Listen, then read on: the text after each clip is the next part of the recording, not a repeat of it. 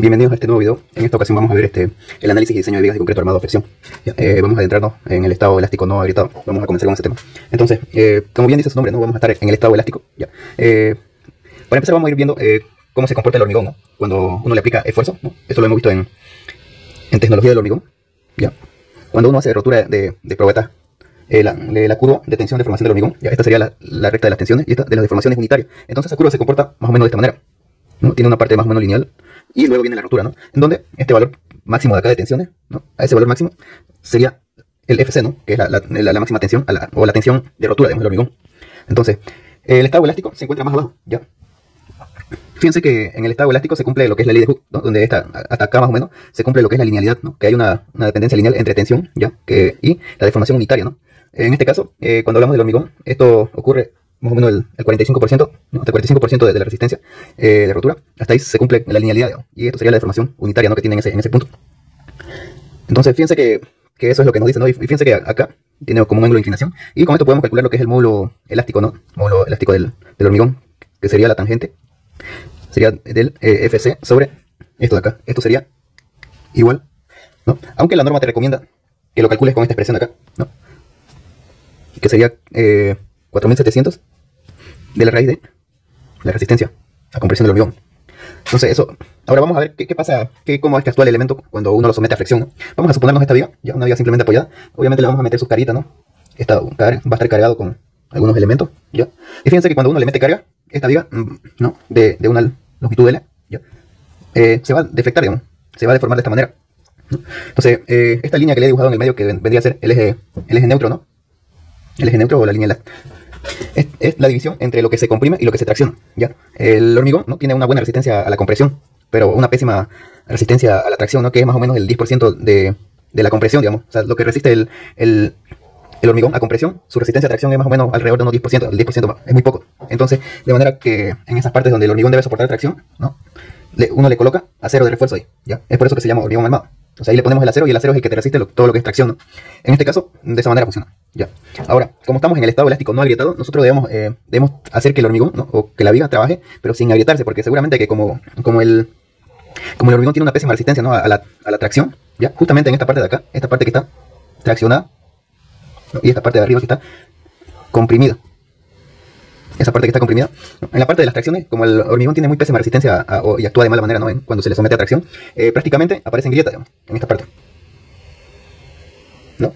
Y esa grieta ahí.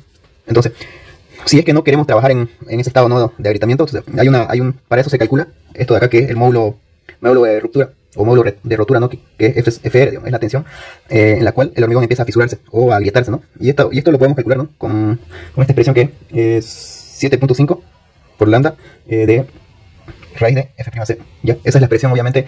Esto es para F'C en libras sobre pulgadas al cuadrado, ¿no? Obviamente este coeficiente de acá varía en función de las unidades. Si nosotros quisiéramos trabajarlo en sistema MKS, ¿no? Por ejemplo, el FR, que es el módulo de rotura, vendría a ser aproximadamente 2, ¿no? Lambda de Fc', ¿ya? Para unidades en kilogramos sobre centímetros al cuadrado. Ahora, si nosotros quisiéramos trabajarlo en megapascales, por ejemplo, FR vendría a ser 0.7, ¿no?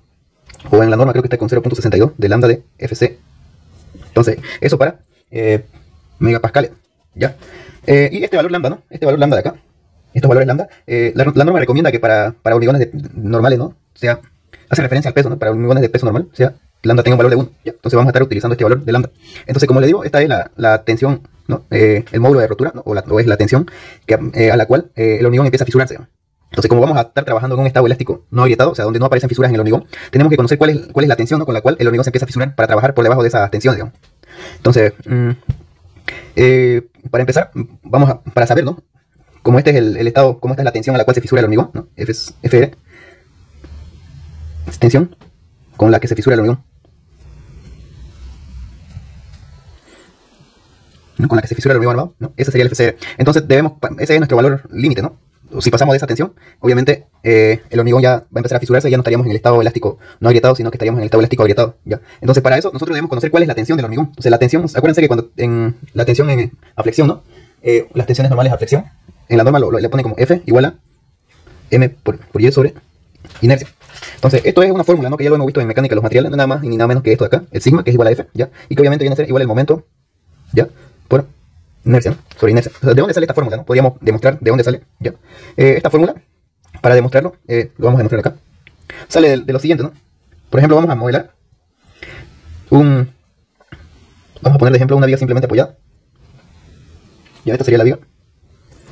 ¿No? Para llegar a demostrar esa fórmula de flexión, nosotros tenemos que someter al elemento, ¿no? A la viga a un estado de flexión pura, ¿ya? Obviamente, ese estado, ¿no? Se consigue cuando el elemento solamente, sobre el elemento están actuando puros momentos, ¿no? Ningún otro esfuerzo.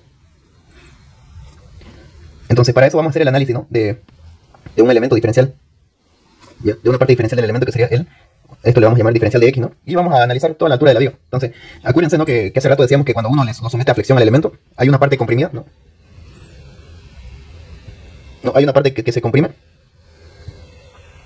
y otra parte que se tracciona, ¿no? En este caso la parte de abajo se tracciona y la parte de arriba se comprime.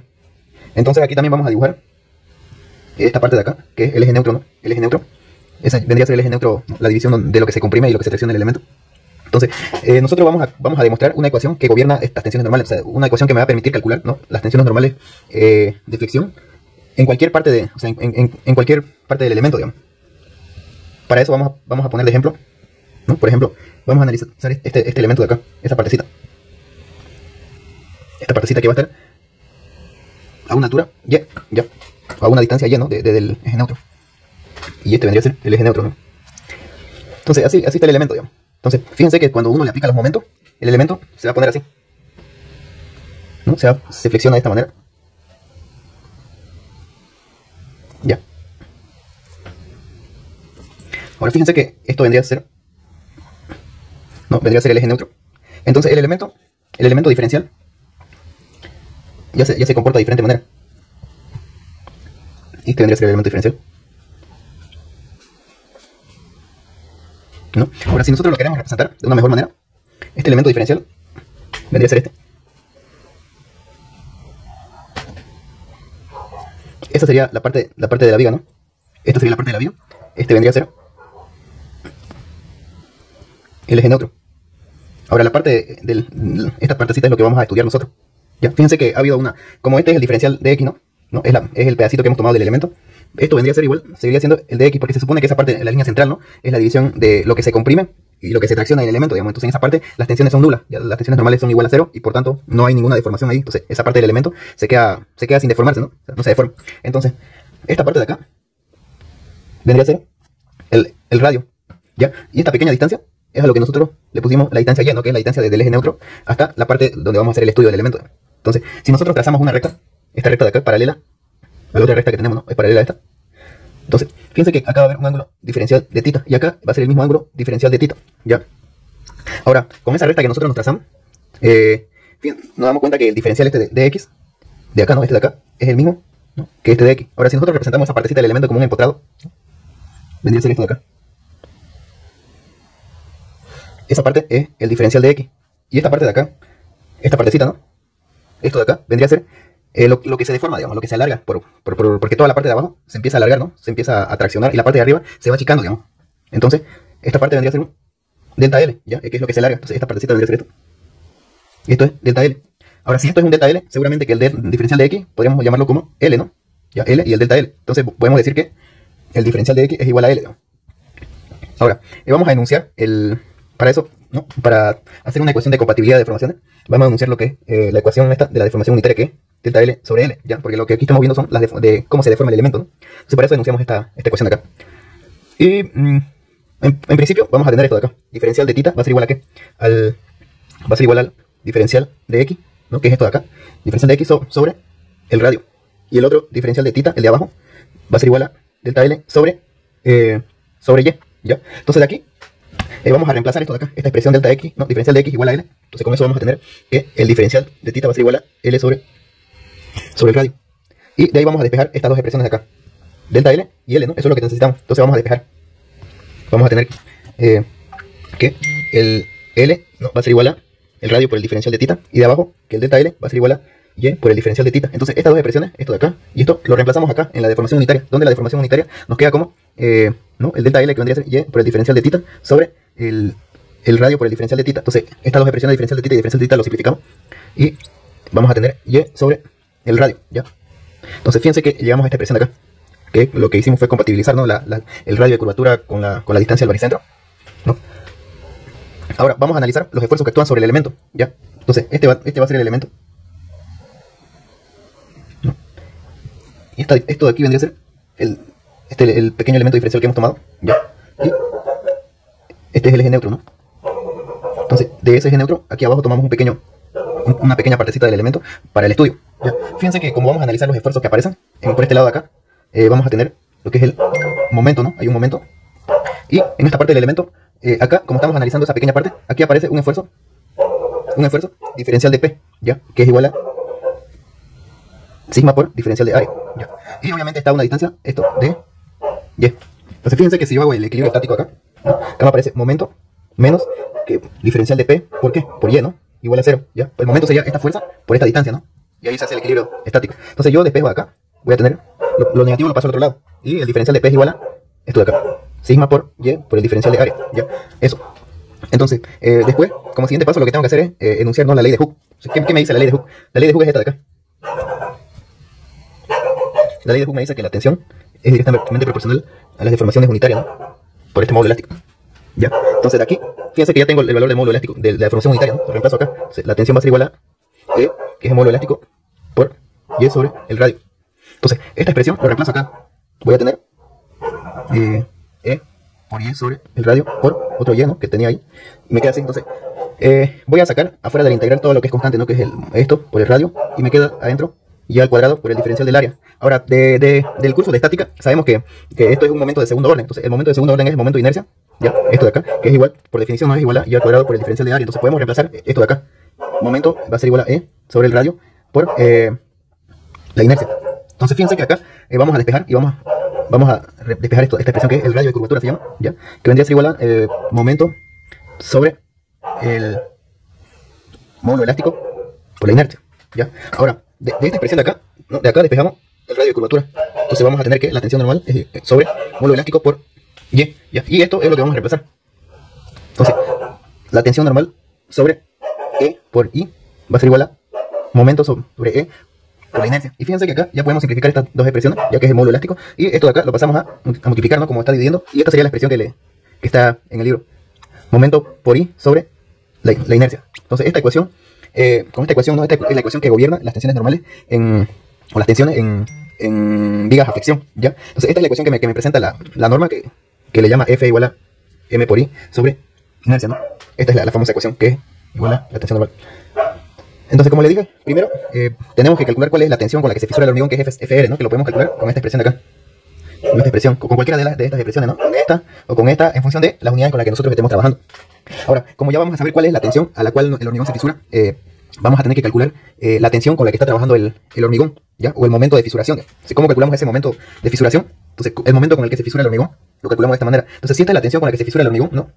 Entonces, directamente esta expresión lo acomodamos, ¿no? Para que sea, este es el momento FR, es la tensión o el módulo de rotura, ¿no? Que es la tensión con la que se fisura el hormigón. Directamente este momento se va a llamar momento de agrietamiento, momento con el que se fisura el hormigón por I sobre esto de acá. Entonces, para calcular el momento con el que se fisura el hormigón, ya vamos a despegar de esta expresión el momento CR, que es el momento con el que se fisura. Entonces, de esta manera vamos a tener FR, ¿por qué?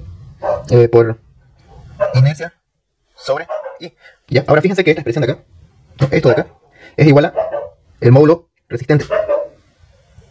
A esto le llamamos módulo resistente, que es inercia sobre esta de acá, que es no esa Y que vendría a ser lo mismo que expliqué hace rato, que es la distancia desde el eje neutro hasta donde se encuentra la tensión que estamos estudiando, ¿no? El elemento, la parte del elemento que estamos estudiando.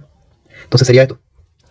Eso es Y. Entonces a esto se le llama módulo resistente, ¿no? A este W. Entonces la ecuación lo más corto sería esto, por módulo resistente, ¿ya? Ese sería el momento con el que se fisura el hormigón. Entonces, para eso vamos a desarrollar un pequeño ejercicio, ya, aplicando todo lo que hemos visto. Dice, ¿no? Suponiendo que el concreto no esté agrietado, ¿no? Entonces vamos a estar trabajando en el estado elástico no agrietado. Calcular los esfuerzos de flexión en las fibras extremas de la viga. Para el momento friccionante, ¿no? Ya nos da un momento, el momento que actúa en el elemento, que es 25 pie por kilolibra. El concreto de peso normal tiene un FC de 400, FC', ¿no? Que es la resistencia que tiene el hormigón a compresión. Sería 4000 libras sobre pulgada al cuadrado. Entonces, lo que me pide, ¿no? Es determinar el momento de agrietamiento o el momento con el que se fisura el hormigón. Entonces vamos a empezar a calcular lo que es el módulo de rotura, ¿no? Para empezar, vamos a usar la expresión que dijimos, ¿no? Que se usa para calcular. En este caso, fíjense que esta sería la expresión, esta de acá, ¿no? Esa expresión es para calcular el módulo de rotura, pero cuando el hormigón, ¿no? O cuando la resistencia, esta no lo dan en libras sobre pulgadas al cuadrado. Entonces, no vamos al ejercicio, ¿ya? Fíjense que la resistencia me lo dan en libras sobre pulgadas al cuadrado, ¿no? Entonces la expresión vendría a ser esta de acá. Para calcular el módulo de rotura, tengo que usar esa expresión, que sería el FR, ¿no? Igual a 7.5 de lambda por F'C. Entonces reemplazo, ¿no? Sería 7.5 por lambda, en este caso va a ser igual a 1, ¿ya? Y esto sería por 4000, ¿no? La raíz de 4000. Y eso tengo unidades de libras sobre pulgadas al cuadrado. Entonces ese módulo de rotura ya me va a dar igual a, ¿no? Si calculo este valor, me va a dar igual a 474 libras sobre pulgadas al cuadrado. Entonces este valor me dice que con esa tensión, ¿no? Es con la que se fisura el hormigón, digamos. Este hormigón con esta resistencia. Entonces yo tengo que calcular también el momento, ¿no? Lo que me pide calcular es el momento de agrietamiento, ¿ya? Entonces para calcular ese momento de agrietamiento, voy a empezar calculando, ya que me da las dimensiones de la sección, voy a empezar calculando las propiedades geométricas de la sección. En este caso, voy a calcular, ¿no? Para calcular la tensión a la que se encuentra el hormigón, ¿no? La tensión, con la ecuación que hemos demostrado que sería F, o lo que es igual a sigma, ¿no? Momento por I sobre la inercia. Ya tenemos el momento, ¿no? Tenemos el momento de dato que es el momento friccionante. Ese sería el momento friccionante, 25 pie por kilolibra. Y también tenemos este valor Y. Entonces este valor Y vendría a ser esta distancia de acá, de 9 pulgadas, ¿no? Y vendría a ser esto de acá. Ya, que dijimos que es la distancia del eje neutro hasta el extremo, ¿no? En este caso me dice que yo calcule el momento de agrietamiento, pero que lo calcule en la fibra extrema o externa, ¿no? Y me quería calcular esto de acá, este valor, que es la inercia. Entonces, como es una sección cuadrada o una sección rectangular, ¿no? La inercia para una sección rectangular vendría a ser base por altura al cubo sobre 12. Entonces, reemplazando datos, tengo que la base es 12 pulgadas por 18, ¿no? Al cubo sobre 12. Y eso me va a dar un valor de, haciendo cálculo, 5.832 pulgadas a la cuarta. Ya, esas son unidades de inercia. Entonces, después de calcular la inercia, como ya tengo todos los demás datos, voy a poder calcular esta que es la tensión a la cual está sometida el elemento, ¿no? O sea, la vía. Entonces, reemplazo datos. Fíjense que acá yo tengo 25 pies, ¿no? Dice. El momento vendría a ser 25 pies por kilolibra, ¿ya? Entonces, como aquí está en kilolibra, ¿no? Kilo quiere decir multiplicado por 1000. Entonces voy a poner 25.000. Aquí, y esto lo tengo en pies, fíjense. Y esto yo lo tengo en pulgadas. Entonces, sabemos que un pie equivale a 12 pulgadas. Entonces voy a poner ese factor de conversión. Sería pie por, como ya le pusimos los 1000, ¿no? 25.000, ya no le pongo kilolibra, sino le pongo libra. Por, en este caso voy a poner 12. Ya, ese 12 es el factor de conversión de pie a pulgada. Y ese 12 lo vamos a poner de esta manera. Pulgada sobre pie, ¿no? Donde este pie con este pie se van a ir y me va a quedar libra por pulgada. Y por 9 pulgadas, que sería el valor de Y, ¿no? Que dijimos que es 9 pulgadas, según esto de acá, según la gráfica. Y todo eso dividido entre la inercia, ¿no? Que sería 5.832 pulgadas a la cuarta. Ahora fíjense que esta pulgada con esta pulgada y esta de acá, y voy a tener la tensión igual a, la tensión va a ser igual a 463 libras sobre pulgadas al cuadrado, ¿no? Porque tenía pulgadas a la cuarta, estas 2 pulgadas, lo simplifico con este 4 y me va a quedar 2 acá. Entonces, y libras aquí arriba. Entonces, esa es la tensión a la cual está sometida el elemento, ¿no? Ahora, obviamente esta tensión tiene que ser menor al FR, que es el módulo de rotura, ¿no? Y si se cumple esto, estamos en el estado elástico no fisurado o no agrietado, ¿no? Entonces, fíjense que el FR a nosotros nos salió 474 libras sobre pulgadas al cuadrado. Entonces se cumple, ¿no? Esto no está fisurado, no fisurado, ¿ya? Estamos en el estado no fisurado, entonces no se agrieta el hormigón. Entonces, la pregunta no nos dice determinar el momento de agrietamiento, ¿ya? Entonces, para determinar ese momento de agrietamiento, dijimos que vamos a usar esta misma expresión, ¿no? Esta misma expresión, que es esta de acá. Esta de acá, pero de esta manera. Como esta es la tensión, ¿no? Las tensiones, la ecuación que gobierna las tensiones, dijimos que si nosotros vamos a trabajar o vamos a calcular el momento de agrietamiento, obviamente vamos a tener que trabajar cuando el hormigón está agrietado, o sea, que la tensión va a ser igual a la tensión de rotura, ¿no? Sería FR igual a, esto vendría a ser el momento de agrietamiento, ¿no? FR por I sobre IG, que es la inercia. Entonces de ahí despejamos FCR igual, vamos a tener FR por, vendría a ser esto IG sobre I, ¿ya? Y obviamente esto es igual al módulo resistente, ¿no? Entonces FCR, bueno, el momento de rotura va a ser igual a este valor que ya lo calculamos, que es 474, ¿ya? Libras sobre pulgadas al cuadrado por la inercia, que también ya lo calculamos, ¿no? Fíjense que la inercia que calculamos es 5.832 pulgadas a la cuarta. sobre 9 pulgadas, ¿no? Que es las 9 pulgadas que tengo acá, que es a lo que vale Y. Entonces calculamos eso, y ese sería nuestro momento de agrietamiento. Calculando ese valor me da, para empezar, las unidades. Pulgadas al cuadrado por pulgada me va a dar pulgada al cubo, ¿no? Y pulgadas al cubo, con al cuarto me va a quedar una sola pulgada, entonces las unidades me quedan en libra, que es esta libra de acá, por pulgada, que son unidades de momento. Y si hablamos de valores, el valor calculado sería 307.152 libras pulgada, ¿ya? Ese sería el momento de agrietamiento. Este es el valor que nos pide calcular en el ejercicio. Entonces, todo lo que hicimos, ¿no? Fue determinar el módulo de rotura, ¿no? El módulo de rotura lo calculamos con esta ecuación. ¿Ya? O sea, con esta ecuación que funciona solamente para libras sobre pulgadas al cuadrado, ¿no? Cuando la tensión a la compresión está en libras sobre pulgadas al cuadrado. Entonces determinamos la tensión con la que se fisura el hormigón. ¿Ya? Esa es la tensión límite, digamos. Esa sería con esa tensión empieza a fisurarse el hormigón. Después determinamos la tensión real del hormigón, ¿no? Para saber si es que está fisurado o no. Entonces, esa tensión es esta de acá, ¿no? 463. Y obviamente tenemos que comparar con la tensión o el módulo de rotura del hormigón. Y si es menor, obviamente estamos en el estado elástico no fisurado, ¿ya? Y luego determinamos el momento de fisuración, ¿no? O el momento de agrietamiento, que con la misma ecuación, pero acomodada para calcular ese valor, ¿ya? Entonces, ese sería el ejercicio.